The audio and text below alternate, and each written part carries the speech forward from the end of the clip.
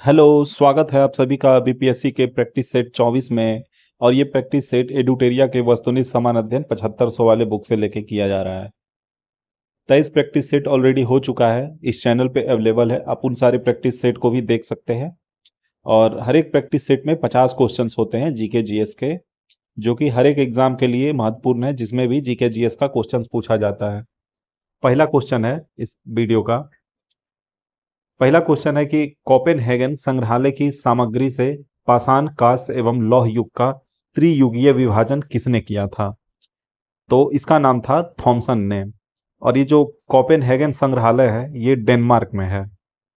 अगला क्वेश्चन है, निम्नलिखित में से प्रथम भारतीय शासक कौन था जिसने अरब सागर में भारतीय नौसेना की सर्वोच्चता स्थापित की थी? तो ये थे राजराज वन, और ये चोल साम्राज्य के शासक थे। प्राचीन भारत में रेशम बुनकरों की एक श्रेणी थी, इसकी जानकारी किस अभिलेख से मिलती है? तो ये मिलती है मंदसौर अभिलेख से। और ये मंदसौर अभिलेख जो है कौन से शासक से जुड़ा हुआ है? तो ये है यशोधर्मन और विष्णुवर्धन। और ये जो अभिलेख है ये मालवा रीजन, मध्य प्रदेश के मालवा रीजन में मिला था। और ये जो अभिलेख है संस्कृत भाषा में लिखी हुई थी। मौर्य साम्राज्य के बारे में निम्नलिखित कथनों पर विचार कीजिए। इसमें 4 कथन दिया गया है मौर्य साम्राज्य के बारे में, इसमें विचार करना है कि कौन सा कथन सही है। इसमें जो पहला कथन है, मौर्य साम्राज्य में 5 प्रमुख राजनीतिक केंद्र थे, तो ये बिल्कुल सही है। मेगास्थनीज ने अपनी पुस्तक इंडिका में मौर्य साम्राज्य के बारे में लिखा है, ये भी सही है। और अशोक ने अशोक के बौद्ध धर्म के प्रचार के लिए अपने स्रोतों का उपयोग किया था, तो ये भी सही है। और इसमें जो है अशोक ने 331 ईसा पूर्व में मौर्य साम्राज्य की स्थापना की थी, तो ये गलत है। मौर्य साम्राज्य की स्थापना अशोक ने नहीं बल्कि चंद्रगुप्त मौर्य ने की थी, और ये 322 ईसा पूर्व। अगला क्वेश्चन है, निम्नलिखित में से किस सूफी संप्रदाय का प्रसार निम्नतः सिंध, मुल्तान और पंजाब तक ही सीमित था? तो ये था सुहरावर्दी। निम्नलिखित मंदिरों को काल क्रमानुसार व्यवस्थित कीजिए और नीचे दिए गए कूटों में सही उत्तर चुनिए। तो इसमें 4 मंदिर दिया गया है, इसमें बताना है कि कौन सा मंदिर सबसे पुराना है, उसके बाद फिर कौन सा बना, फिर उसके बाद कौन बना, उसके बाद कौन बना। तो इसमें जो सबसे पुराना है सप्त पैगोडा, उसके बाद है महाबलीपुरम का तटीय मंदिर, फिर है बृहदेश्वर मंदिर, और उसके बाद है गंगैकोंड चोलपुरम मंदिर। निम्नलिखित युग्मों में से कौन सा सुमेलित नहीं है? तो इसमें जो है अदीना मस्जिद, ये सही सुमेलित नहीं है। अदीना मस्जिद जो है ये पश्चिम बंगाल के मालदा में है। बाकी 3 जो है ये सही सुमेलित है। लाल दरवाजा जौनपुर मस्जिद में, दाखिल दरवाजा बंगाल में, और 3 दरवाजा ये अहमदाबाद में। अगला क्वेश्चन है,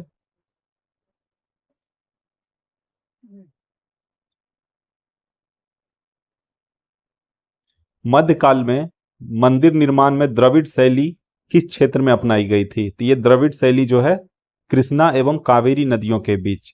भारत में जो है मंदिर दो दो मुख्य शैली है मंदिर बनाने का, एक है द्रविड़ शैली और दूसरा है नागर शैली। नागर शैली जो है उत्तर भारत के जितने भी मंदिर है ये नागर शैली से बनी हुई है, और साउथ इंडिया का जो भी मंदिर है ये सब द्रविड़ शैली से बना हुआ है। सुरक्षा के लिए मराठों के राजस्व के दावों को किस नाम से जाना जाता था? तो मराठा साम्राज्य जो है सुरक्षा प्रदान करता था किसी को, तो उससे कुछ वसूलते थे टैक्स, तो उस टैक्स का नाम था चौथ। क्रिप्स मिशन एवं लॉर्ड वेवेल दोनों से वार्ता करने वाले कांग्रेस अध्यक्ष कौन थे? तो ये थे अब्दुल कलाम आजाद। भारतीय स्वतंत्रता संग्राम के दौरान ब्रिटिश सरकारों द्वारा ऑपरेशन जीरो आवर चलाया गया था, तो ये कब चलाया गया था? तो ये चलाया गया था भारत छोड़ो आंदोलन के समय पे। 1917 में घटित रूसी क्रांति से प्रमुख रूप से कौन निकलकर संपूर्ण विश्व में फैले थे? तो यह है समाजवाद का विचार। जो रूसी क्रांति हुआ था 1917 में, तो उसमें से कौन सा विचार जो है पूरे विश्व में फैल गया था? तो यह था समाजवाद का विचार। 1878 ईस्वी में साधारण ब्राह्म समाज की स्थापना किसने की थी? तो ये किया था आनंद मोहन बोस ने। वीजी वर्गित समिति 1977 में किससे संबंधित है? जो वीजी वर्गित समिति है ये प्रसार भारती अधिनियम से संबंधित है। अगला क्वेश्चन है, यदि उपराष्ट्रपति राष्ट्रपति के रूप में कार्य कर रहा हो और राज्यसभा में उपसभापति का पद रिक्त हो तो राज्यसभा की बैठक किसकी अध्यक्षता कौन करेगा? तो ये करेगा उपसभापति का निर्वाचन राज्यसभा। ठीक है। अगला क्वेश्चन है, निम्नलिखित में कौन सी 1992 के 73वें संशोधन अधिनियम की विशेषता नहीं है? तो इसमें जो है पहला है, इस अधिनियम ने भारतीय संविधान में 11वें अनुसूची के अतिरिक्त एक नया भाग 9 सम्मिलित किया है। ये सही है। इस अधिनियम ने भारतीय संविधान के अनुच्छेद 40 को व्यवहारिक रूप से प्रदान किया। ये भी सही है। बाकी यह सहभागी लोकतंत्र के प्रतिनिधिक लोकतंत्र में परिवर्तित करता है। ये गलत है। और एक और स्टेटमेंट है, इस अधिनियम के अधिनियमित होने के पश्चात पंचायतों का गठन राज्य सरकार की इच्छा पर निर्भर नहीं करती है। तो ये भी सही है। अगला क्वेश्चन है, 1919 के अधिनियम के संबंध में असत्य कथन कौन सा है? तो असत्य वाला रहने देते हैं, जो सत्य वाला है वो देख लेते हैं। राज्य बजट केंद्रीय बजट से पृथक था। प्रांतीय विषयों का 2 भागों में विभाजन। प्रथम बार प्रत्यक्ष चुनाव की शुरुआत। तो ये सब 1919 के अधिनियम से संबंधित है। अब इसमें सही सुमेलित कौन सा नहीं है? तो कुछ समिति है, वो कौन कौन पर्सन ने स्टार्ट किया था वो समिति, तो वो बताना है। पहला है सदन समिति, तो ये वी सीतारमैया, ये सही है। व्यापार समिति के आदेश के एम मुंशी, ये भी सही है। फिर नागरिकता पर तदर्थ समिति, ये एस वरदाचारी, ये भी सही है। बाकी भाषीय प्रांत आयोग, इसका जो दिया हुआ है उषा नाथ सेन, ये गलत है। इसके जगह पे होगा एसके धर कमेटी। ठीक है, जस्टिस एसके धर। प्रतिष्ठा एवं सुनवाई का अधिकार किस अनुच्छेद के तहत लोगों को मिलता है? तो यह है अनुच्छेद 21। लोकसभा के अध्यक्ष की अनुपस्थिति में अध्यक्ष के रूप में कौन कार्य करेगा? तो कौन करेगा? तो ये लोकसभा द्वारा निर्धारित व्यक्ति। निम्नलिखित देशों में से किसमें पंपास घास का मैदान स्थित है? तो यह है अर्जेंटीना में। अब अगला जो है, एक साइड मरुस्थल दिया हुआ है, एक साइड देश है, तो कौन सा मरुस्थल किस देश में है? तो ये सुमेलित करना है। ठीक है, इसमें 3 सही है, एक गलत है। तो सोनोरन जो है संयुक्त राज्य अमेरिका में है, ये सही है। तकलामकान ये चाइना में है, ये भी सही है। कराकुम तुर्कमेनिस्तान में है, ये भी सही है। और अगला जो है गिब्सन, ये ब्राजील में नहीं बल्कि ऑस्ट्रेलिया में है गिब्सन। स्वेज नहर के बन जाने के पश्चात भारत और यूरोप के मध्य की समुद्री दूरी में कितनी कमी आई? तो ये आई है 7000 किलोमीटर की। निम्नलिखित नदियों में किसके मुहाने पर पक्षी के पंजे की आकृति वाला डेल्टा बनता है? तो ये बनता है मिसिसिपी नदी के मुहाने पे। अगला क्वेश्चन है,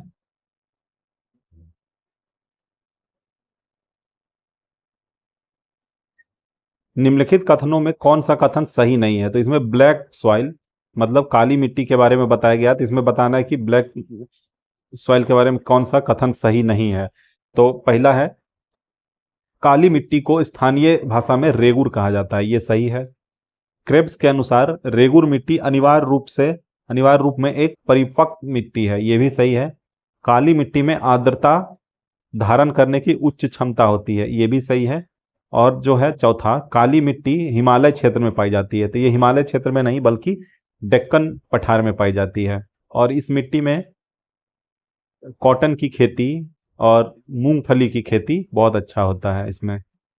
2011 के जनगणना के अनुसार निम्नलिखित राज्यों में किसमें ग्रामीण एवं शहरी क्षेत्रों दोनों में शिशु लिंग अनुपात न्यूनतम है? तो यह है हरियाणा में। संपीड़नों का निर्माण उस स्थान पर होता है जहां वायु दाब डैश होती है, कितनी होती है? तो ये उच्च होती है। द्रव तथा गैसों में ताप अंतरण का मुख्यतः कारण है, क्या कारण है? तो ये संवहन का इंग्लिश होता है कन्वेक्शन। किसी पदार्थ के एक एकांक आयतन के द्रव्यमान को क्या कहा जाता है? तो ये कहा जाता है घनत्व। घनत्व मतलब डेंसिटी। वायु में मौजूद कौन सा तत्व चांदी की वस्तुओं को काला कर देता है? तो ये होता है गंधक। गंधक मतलब सल्फर। अस्पतालों से निकलने वाले जैविक कचरे के निपटान का सबसे अच्छा तरीका क्या है? तो ये होता है भस्मीकरण, मतलब जला देना उसको।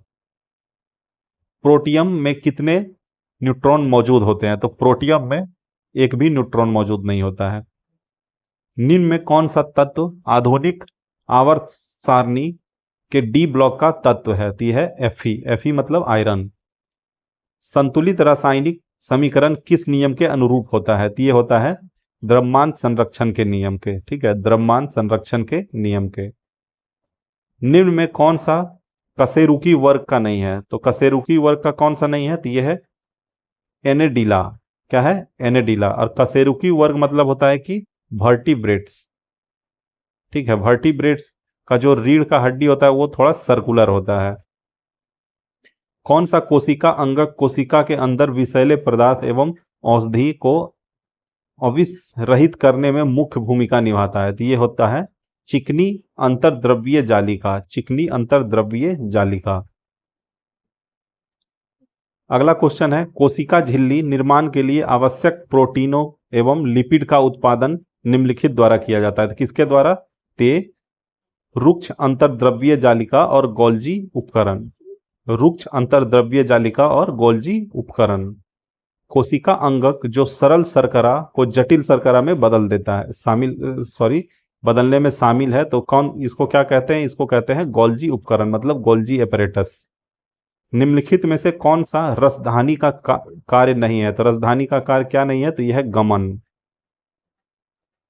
निम्न में से किसकी कोशिका भित्ति सेलुलोज से नहीं बनी है? तो ये जीवाणु जो होता है, मतलब वायरस, इसका कोशिका भित्ति सेलुलोज से नहीं बना होता है।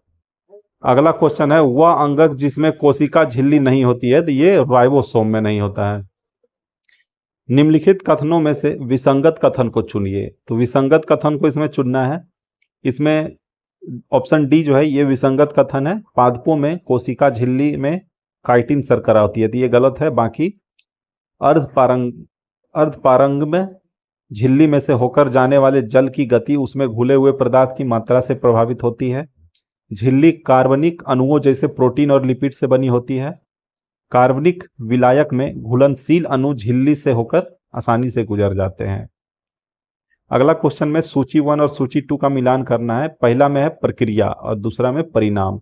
कौन से प्रक्रिया से क्या परिणाम निकलेंगे? तो वही है अपघटन से क्या होगा? तो CH4 मतलब मीथेन। वाष्पोत्सर्जन से जल वाष्प। फिर उसके बाद है श्वसन। श्वसन से CO2 और प्रकाश संश्लेषण से O2। अब अगला क्वेश्चन है, भारतीय न्याय संहिता 2023 के संदर्भ में निम्नलिखित कथनों पर विचार करना है। ठीक है, इसमें 2023 का जो भारतीय न्याय संहिता है इसमें कौन सा कथन सही है यही बताना है। तो इसमें जो कथन पहला है, भारतीय न्याय संहिता की धारा 106(2) हिट एंड रन मामले अधिकतम 10 साल की सजा और जुर्माना का प्रावधान करती है। ठीक है, तो ये कथन सही है। A long walk to freedom पुस्तक के लेखक कौन है? तो इसके लेखक है नेल्सन मंडेला।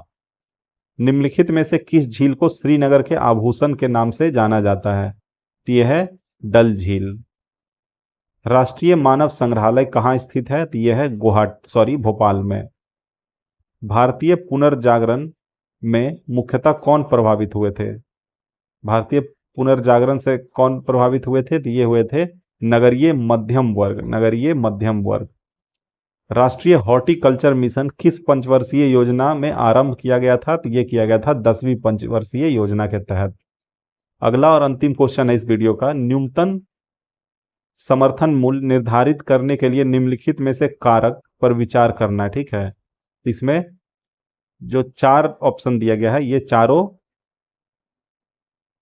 न्यूनतम समर्थन मूल्य निर्धारित करने के लिए सटीक होता है। तो इसमें पहला है लागत मूल्य, अंतर फसल मूल्य क्षमता, जीवन यापन की लागत पर प्रभाव और अंतर्राष्ट्रीय मूल्य स्थिति। इसी के साथ ये वीडियो यहीं समाप्त होता है। अच्छा लगा हो तो लाइक कीजिएगा हमारे वीडियो को, चैनल को भी सब्सक्राइब कीजिएगा और ऐसे ही अच्छे अच्छे GK GS और करंट अफेयर के प्रैक्टिस सेट और वीडियोस के लिए हमारे चैनल पे बने रहिए। धन्यवाद।